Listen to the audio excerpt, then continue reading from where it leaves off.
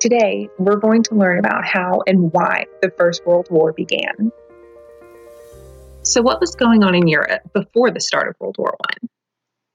Let's examine the state of Europe in 1871 at the end of the Franco-German War between the French Empire and the Confederation of North Germany, who had allied with the German states of the South. After 6 months of fighting, France is defeated, and the victors unite to form the German Empire. Germany also gained lands from France, which really upset the French. Germany then began to focus on building several key alliances. The leader of Germany, Otto von Bismarck, wanted peace in Europe and organized an alliance system to that end, binding Germany and Austria in the dual alliance of 1879 and added Italy to a triple alliance in 1882. Bismarck also allied Germany with Russia, but all this was about to change when Kaiser William II came to power in 1890. Under William II, the treaty with Russia was canceled, which drove Russia to ally with France. After they allied with Russia, France signs a secret pact of non-aggression with Italy, which removed the possibility of a second front in case war broke out. The British also feared the rise of the German army, and more specifically its navy. The French and British secretly built an alliance, and when Russia and Britain settled their colonial differences, three very different powers were united. Together, they formed the Triple Entente. So what caused all of Europe, and eventually the United States, to declare war on each other? This wasn't like World War II, where an individual was pushing others to take a military stand. It didn't have the moral vindication of resisting a tyrant.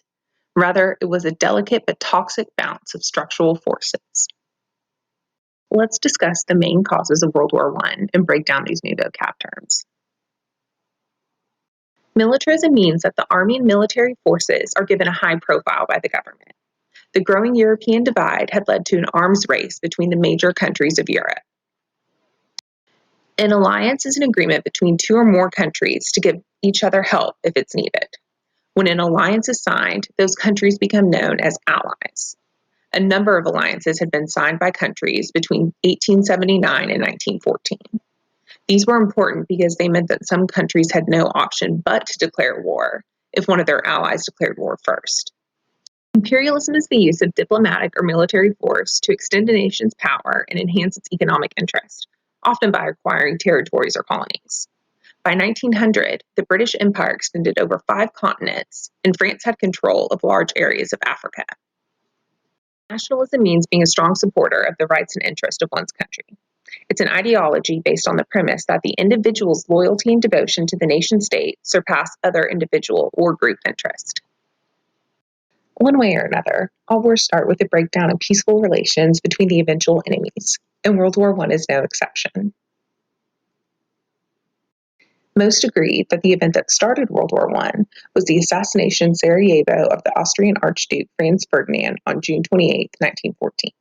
He was killed by a Bosnian Serbian nationalist named Gavrilo Princip, who was a member of the Black Hand, a group dedicated to creating a greater Serbia that would include Bosnia. Now, Franz Ferdinand's uncle, the Emperor Franz Joseph I of Austria-Hungary, took action. 1 month after the assassination, on July 23rd, Austria issued an ultimatum to Serbia. These events would trigger what would eventually be known as the July Crisis.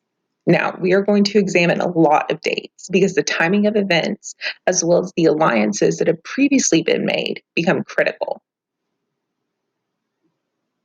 When Serbia received Austria's ultimatum, Russia declared itself to be in a period preparatory to war. This sounds like mobilization, but technically it wasn't. The Tsar of Russia approved the measure on July 25th and went into effect on July 26th. The Serbians rejected Austria's ultimatum on July 25th, but they made the rejection sound like an admission of defeat, so Germany thought the war had been avoided. So imagine Germany's surprise when on July 28th, Austria suddenly declared war on Serbia, even though the Austrian army wasn't prepared to fight. On July 30th, Russia officially mobilized its army. Germany warned the Russians to stand down, but 2 days later, France mobilized its armed forces in support of Russia, and that same day, Germany mobilized and declared war on Russia. With me so far?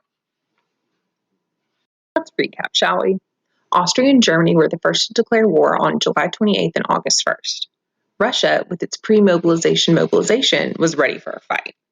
Germany declared war on France on August 3rd, marched through Belgium to invade, hoping to quickly wipe out the French to the west so they could focus on the Russians in the east. German troops crossed Belgium's border on August 4th, and the British issued an ultimatum to the Germans, ordering them to get out or else. Here's where all the military alliances stand on August 4th, 1914. So how exactly did America get involved in all this? That's a conversation for the next class. Now, we just covered a lot of information on World War I, and we haven't even scratched the surface. So what do you all think? Did the causes justify the war?